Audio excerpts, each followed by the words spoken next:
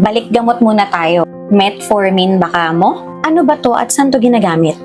Ang metformin ay karaniwang gamot na ginagamit para sa type 2 diabetes. Isa ito sa mga first line of treatment na nire-rekomenda ng maraming clinical guidelines para makatulong sa pagkontrol ng blood sugar.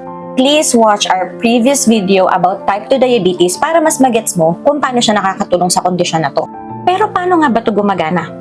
Ang metformin ay tumutulong sa pagbaba ng sugar sa tatlong paraan.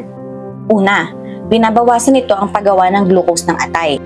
Pangalawa, pinapabuti nito ang sensitivity ng katawan sa insulin kaya mas nagagamit ng cells yung glucose. At pangatlo, binabawasan nito ang absorption ng glucose sa bituka.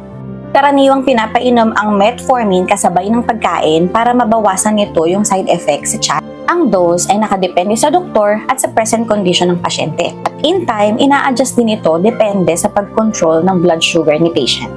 Isa sa pinaka-importanting consideration sa pag-take ng gamot na ito ay yung hindi pagbigay sa mga pasyente na may severe kidney diseases. Dahil ang metformin ay inilalabas sa pamamagitan ng kidneys, kailangan well-functioning ang kidneys ng patient para hindi maipon yung gamot na to sa loob ng katawan niya. Kasi kapag nangyari yun, magiging at risk si patient sa lactic acidosis. Although rare siya nangyayari, pero kapag nangyari, it is a life-threatening complication. Kaya mahalaga niyong tandaan ha, ang metformin ay hindi kapalit ng healthy lifestyle. Siyempre, importante pa rin ang tamang pagkain, regular exercise, and keep monitoring your blood sugar para makontrol mo ang diabetes.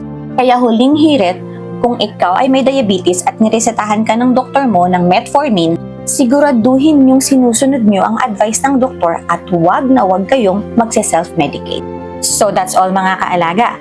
Please like, follow, and share for more videos like this. At huwag na huwag kayong mahihiya na mag-comment sa comment section below kung may gusto kayong idagdag na makakatulong sa mga future nurses natin, lalo na sa mga magtitik ng PNLE and NCLEX exam. At lagi kong sinasabi, a small learning today will make a difference on how you give your care tomorrow. Thank you so much!